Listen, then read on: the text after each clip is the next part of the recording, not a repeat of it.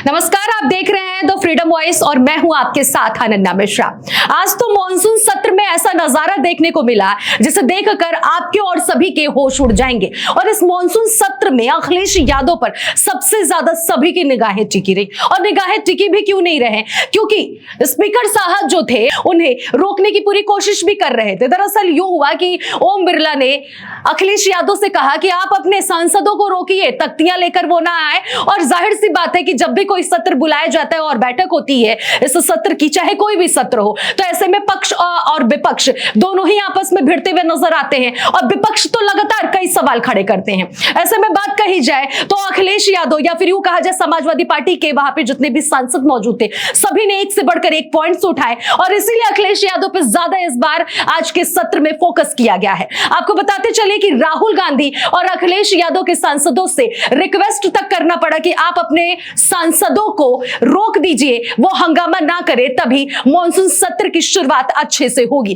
दरअसल आपको बताते चले कि बीते दिन सर्वदलीय बैठक हुई। इस बैठक में विपक्ष की तरफ से तमाम नेता बैठे और वहां पर ये बातचीत की गई कि कौन कौन से पॉइंट्स पे सवाल होंगे और जवाब सत्ताधारी सरकार से ली जाएगी। ऐसे में विपक्ष ने कई पॉइंट्स गिनाए और आज उन्हीं पॉइंट्स को लेकर विपक्षी पार्टियों ने जमकर घेरा, जिसमें मुख्य रूप से अखिलेश यादव और राहुल गांधी की भूमिका नजर आई। यानी कि कांग्रेस पार्टी और समाजवादी पार्टी ने जमकर निशाना साधा सत्ताधारी सरकार यानी कि अमित शाह और प्रधानमंत्री जो है देश के नरेंद्र मोदी, उनसे भी सवाल पूछे गए। दरअसल आपको बताते चले कि 24 से 25 बार डोनाल्ड ट्रंप ने इस बात का दावा किया है कि उन्होंने भारत और पाकिस्तान के बीच हुए युद्ध में युद्ध विराम कराया। यानी कि जो सीज फायर हुआ है वो अमेरिकी राष्ट्रपति डोनाल्ड ट्रंप की तरफ से सीज फायर कराया गया है। इसमें भी विपक्ष ने सवाल रखे। साथ ही साथ पहलगाम में जो लोगों को आतंकवादियों ने मारा था उनकी अभी तक गिरफ्तारी नहीं हुई है, वो अभी तक पकड़ में नहीं आए हैं। आखिर वो कहां जाकर छिपे हैं,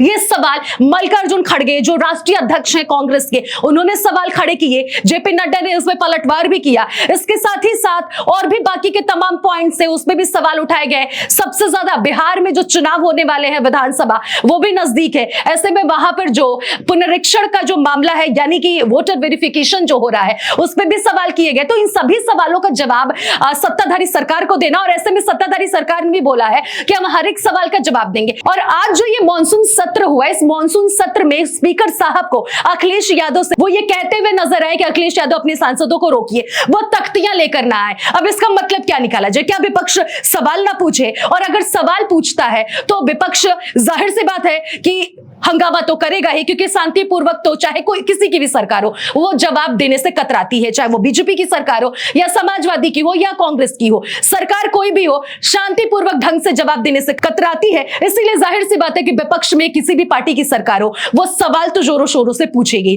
फिलहाल इस खबर पर आप क्या सोच रखते हैं, अपनी प्रतिक्रिया देना बिल्कुल भी ना भूले। और इस खबर में इतना ही, बाकी खबरों के लिए बने रहिए द फ्रीडम वॉइस के साथ।